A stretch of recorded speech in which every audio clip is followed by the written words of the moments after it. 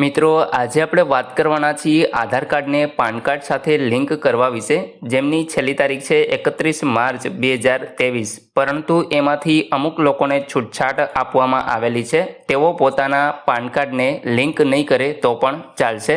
તો મિત્રો, કયા લોકોને અહીં છૂટછાટ આપવામાં આવી છે તેના વિશે સંપૂર્ણ માહિતી તમને આ વિડીયોની અંદર આપવાની છે, તો વિડીયોને પૂરો જોવા વિનંતી. જો તમને વિડીયો ગમે તો લાઇક કરજો, તમારા મિત્રો સુધી આને શેર કરજો અને ચેનલને સબસ્ક્રાઇબ અવશ્ય કરી લેજો, જેથી આવી કોઈ પણ માહિતી આપ સુધી પહોંચતી રહે. તો ચાલો શરૂ કરીએ. મિત્રો, સૌપ્રથમ તો તમારે કોઈ એક બ્રાઉઝર ઓપન કરી અને એમાં ઈ ફાઇલિંગ છે એ સર્ચ કરાવવાનું છે. અહીંયા તમને પહેલી જ વેબસાઇટ જોવા મળશે ઇન્કમટેક્સની, તો એના ઉપર તમારે ક્લિક કરી દેવાનું રહેશે. મિત્રો, જેવું તમે ક્લિક કરશો એટલે અહીં ઓફિશિયલ વેબસાઇટ છે એ ઓપન થઈ જશે. મિત્રો, વેબસાઇટ ઓપન થઈ જાય ત્યાર પછી તમારે અહીંયા લિંક આધારના ઓપ્શન ઉપર ક્લિક કરી દેવાનું રહેશે. આ વેબસાઇટ છે એ હું તમને ડિસ્ક્રિપ્શનની અંદર પણ આપી દઈશ, ત્યાંથી તમે સીધા જ આ વેબસાઇટને ઓપન પણ કરી શકો છો. તો અહીં મિત્રો, મેં જેવું લિંક આધાર ઉપર ક્લિક કરેલું એટલે તમને આ પ્રકારે અહીંયા એક પેજ છે જોવા મળશે. અહીંયા આગળ તમને કેટલીક સૂચના છે એ જોવા મળશે, જેમ કે 1 જુલાઈ 2017 ને મિત્રો પાન કાર્ડની જે તારીખ હતી એ તમને આપવામાં આવેલી હતી 31 માર્ચ 2022. ત્યાં સુધી તમારે લિંક કરવાનું હતું. ત્યારે ફ્રીમાં તમે લિંક કરી શકતા હતા, પરંતુ મિત્રો 31 માર્ચ 2022 પછી જો તમે લિંક કરવા માંગતા હોય તો અહીં મિત્રો તમારી પાસેથી 500 રૂપિયા છે એ વસૂલ કરવામાં આવતા હતા. 500 રૂપિયા છે એ 30 જૂન 2022 સુધી હતા અને ત્યાર પછી મિત્રો 1000 રૂપિયા છે એ વસૂલ કરવામાં આવે છે. તો અત્યારે 31 માર્ચ 2023 સુધીમાં જો તમે લિંક કરો તો તમારી પાસેથી 1000 રૂપિયા ફી છે એ વસૂલ કરવામાં આવે છે. મિત્રો, આ ફી છે એ તમને 3 થી 4 દિવસની અંદર અહીંયા આગળ પેમેન્ટ વેરીફાઈ થાય છે. તમારે કઈ રીતે લિંક કરવું એ જાણવું હોય તો આપણે ઓલરેડી એનો વિડીયો બનાવેલો છે. ડિસ્ક્રિપ્શનની અંદર હું તમને એની લિંક પણ આપી દઈશ, ત્યાંથી તમે એ જોઈ અને જાતે જ ઓનલાઈન લિંક કરી શકો છો. અન્યથા તમારું પાન કાર્ડ છે એ નિષ્ક્રિય કરી દેવામાં આવશે. હવે મિત્રો, આપણે આજે વાત કરવાના છીએ કે કયા લોકોને અહીં છૂટછાટ છે એ આપવામાં આવેલી છે. તો તમને અહીંયા આગળ એક નોંધ છે એ જોવા મળે છે. જેમ કે અહીંયા આગળ કીધેલું છે કે જે પણ લોકો અહીંયા નીચે દર્શાવેલા છે એમને આધાર કાર્ડ સાથે પાન કાર્ડ લિંક કરવાથી મુક્તિ આપવામાં આવે છે.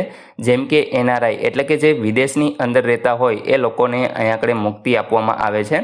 ત્યાર પછી મિત્રો, જે ભારતના સિટીઝન નથી એટલે કે ઇન્ડિયન નાગરિક નથી, તો તેઓ પણ અહીંયા આધાર કાર્ડને પાન કાર્ડ સાથે લિંક નહીં કરે તો પણ વાંધો નથી. ત્યાર પછી જે પણ લોકોની ઉંમર 80 વર્ષથી વધારે છે તો એવા લોકોને પણ અહીંયા છૂટછાટ છે એ મળવાપાત્ર છે.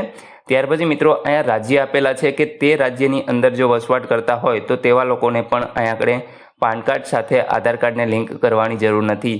જેમ કે આસામ, મેઘાલય, જમ્મુ અને કાશ્મીર જેવા રાજ્ય છે તેમાં ફરજિયાત નથી. તો મિત્રો, અહીંયા આગળ 4 કેટેગરીના જે લોકો છે તેમને અહીંયા આધાર કાર્ડ સાથે પાન કાર્ડ લિંક કરવામાંથી મુક્તિ આપવામાં આવી છે. જેઓ કરવા માંગતા હોય તો કરી શકે છે, અન્યથા તેમના પાન કાર્ડ છે નિષ્ક્રિય થવા પાત્ર નથી. તો મિત્રો, આશા રાખું છું કે તમને ખબર પડી ગઈ છે કે કયા લોકોને અહીં મુક્તિ આપવામાં આવેલી છે. તે ઉપરાંત જે પણ લોકો છે એમને ફરજિયાતપણે પાન કાર્ડને આધાર કાર્ડ સાથે લિંક કરવું ફરજિયાત છે.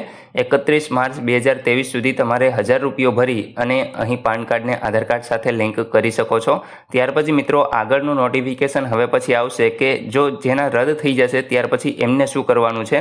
તો તમારા રદ ન થાય એ માટે જ મિત્રો તમારે છે એ આધાર કાર્ડને પાન કાર્ડ સાથે લિંક કરી દેવું જોઈએ. અન્યથા પછી તમારા પાસેથી વધારે ફી છે એ વસૂલ કરવામાં આવી શકે છે, એવું પણ થઈ શકશે. અત્યારે કોઈ પણ નોટિફિકેશન જાહેર નથી થયું, પરંતુ 31 માર્ચ 2023 પછી કદાચ જાહેર થઈ શકે છે. તો જે પણ લોકો હજુ સુધી પાન કાર્ડને આધાર કાર્ડ સાથે લિંક ન કરી હોય તેઓ વહેલી તકે કરી લઈએ. આપણે એનો વિડીયો ઓલરેડી બનાવેલો છે, તમને ડિસ્ક્રિપ્શનની અંદર લિંક મળી જશે, ત્યાંથી જોઈ અને તમે જાતે જ તમારું પાન કાર્ડ છે એને લિંક કરી શકો છો. મિત્રો, આશા રાખું છું કે આ વિડીયોની અંદર તમામ માહિતી તમને મળી ગઈ છે. તેમ છતાં પણ કોઈ પ્રશ્ન હોય તો કોમેન્ટ દ્વારા પૂછી શકો છો. વિડીયોને લાઇક કરજો, તમારા મિત્રો સુધી આને શેર કરજો અને ચેનલને સબસ્ક્રાઇબ અવશ્ય કરી લેજો, જેથી આવી કોઈ પણ માહિતી આપ સુધી પહોંચતી રહે. વિડીયો જોવા બદલ આપનો ખૂબ ખૂબ આભાર. મળીએ એક નવા વિડીયો સાથે. ત્યાં સુધી જય હિન્દ.